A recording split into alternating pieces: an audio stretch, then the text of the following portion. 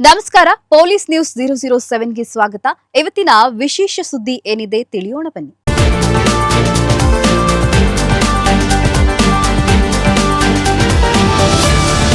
ಭೂತ್ನಾಳ್ ಕೆರೆಯಲ್ಲಿ ತಾಯಿ ಮತ್ತು 5 ಮಕ್ಕಳ ಶವಗಳು ಪತ್ತೆ. ನಗರದ ಹೊರವಲಯದಲ್ಲಿರುವ ಐತಿಹಾಸಿಕ ಭೂತ್ನಾಳ್ ಕೆರೆಯ ಅಂಚಿನಲ್ಲಿ ತೇಲುತ್ತಿರುವ ಸ್ಥಿತಿಯಲ್ಲಿ 6 ಜನರ ಶವಗಳು ಬುಧವಾರ ಪತ್ತೆಯಾಗಿವೆ. ಮೃತರನ್ನು ಜಿಲ್ಲೆಯ ತೊರವಿ ಗ್ರಾಮದ ಶಾಂತಿನಗರದ ಶೋಭಾ ಮಲ್ಲಿಕಾರ್ಜುನ್ ಜಾಲ್ಗೇರಿ 35 ವರ್ಷ ಹಾಗೂ ಅವರ ಮಕ್ಕಳಾದ ವಿದ್ಯಾ 15 ವರ್ಷ, ಸುವರ್ಣ 13 ವರ್ಷ, ತಿಪ್ಪರಾಯ್ 12 ವರ್ಷ, ಸಾನಿಕಾ 10 ವರ್ಷ ಮತ್ತು ವಿಕಾಸ್ 6 ವರ್ಷ ಎಂದು ಗುರುತಿಸಲಾಗಿದೆ. ಘಟನೆಗೆ ನಿಖರ ಕಾರಣ ಇನ್ನೂ ತಿಳಿದು ಬಂದಿಲ್ಲ ಎಂದು ಪೊಲೀಸರು ತಿಳಿಸಿದ್ದಾರೆ. ದೂರಿನ ವಿವರ.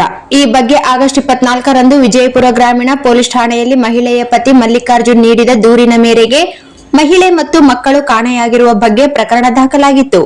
ಪತ್ನಿ ಶೋಭಾ ಹಾಗೂ ನನ್ನ ನಡುವೆ ಆಗಸ್ಟ್ 23ರ ರಾತ್ರಿ ಶ್ರಾವಣ ಸೋಮವಾರದ ಪೂಜೆ ಹಾಗೂ ಅಡುಗೆ ಮಾಡುವ ವಿಷಯವಾಗಿ ಜಗಳ ನಡೆದಿತ್ತು.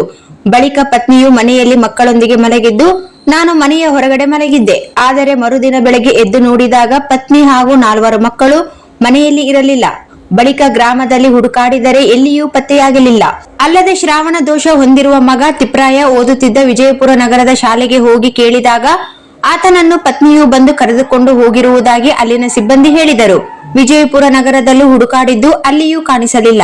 ಸಣ್ಣ ವಿಚಾರಕ್ಕೆ ಬುದ್ಧಿವಾದ ಹೇಳಿದ್ದಕ್ಕೆ ಪತ್ನಿಯು ಮಕ್ಕಳನ್ನು ಕರೆದುಕೊಂಡು ನಾಪತ್ತೆಯಾಗಿದ್ದಾಳೆ ಎಂದು ಮಲ್ಲಿಕಾರ್ಜುನ್ ದೂರು ನೀಡಿದ್ದರು ಎಂದು ಪೊಲೀಸರು ತಿಳಿಸಿದ್ದಾರೆ. ಬುಧವಾರ ಬೆಳಗ್ಗೆ ಮಹಿಳೆ ಹಾಗೂ ಮಕ್ಕಳ ಮೃತದೇಹಗಳು ಆದರ್ಶ ನಗರ ಠಾಣೆಯ ವ್ಯಾಪ್ತಿಯ ಭೂತ್ನಾಳ್ ಕೆರೆಯಲ್ಲಿ ಸಿಕ್ಕಿವೆ. ಸ್ಥಳಕ್ಕೆ ನಗರದ ಡಿವೈಎಸ್ಪಿ ನಾಗರಾಜ್, ಆದರ್ಶ ನಗರ ಠಾಣೆ ಪಿಎಸ್ಐ ಸೀತಾರಾಮ್ ಲಮಾಣಿ ಹಾಗೂ ಸಿಬ್ಬಂದಿ ಮತ್ತು ಅಗ್ನಿಶಾಮಕ ದಳದವರು ಭೇಟಿ ನೀಡಿ ಶವಗಳನ್ನು ಕೆರೆಯಿಂದ ಹೊರತೆಗೆದು ಆಸ್ಪತ್ರೆಗೆ ರವಾನಿಸಿದ್ದಾರೆ.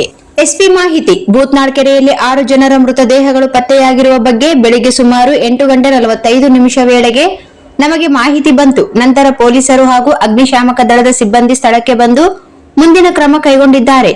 ಗುರುತು ಪತ್ತೆಗೆ ಮುಂದಾದಾಗ ಸೋಮವಾರ ವಿಜಯಪುರ ಗ್ರಾಮೀಣ ಪೊಲೀಸ್ ಠಾಣೆಯಲ್ಲಿ 6 ಜನ ನಾಪತ್ತೆಯಾಗಿರುವ ಬಗ್ಗೆ ಮೃತ ಮಹಿಳೆಯ ಪತಿ ದೂರು ದಾಖಲಿಸಿದ್ದಾರೆ ಎಂದು ಗೊತ್ತಾಗಿದೆ. ಮಹಿಳೆಯು 5 ಮಕ್ಕಳನ್ನು ಕರೆದುಕೊಂಡು ಹೋಗಿರುವುದಾಗಿ ಪತಿ ದೂರಿನಲ್ಲಿ ತಿಳಿಸಿದ್ದಾರೆ.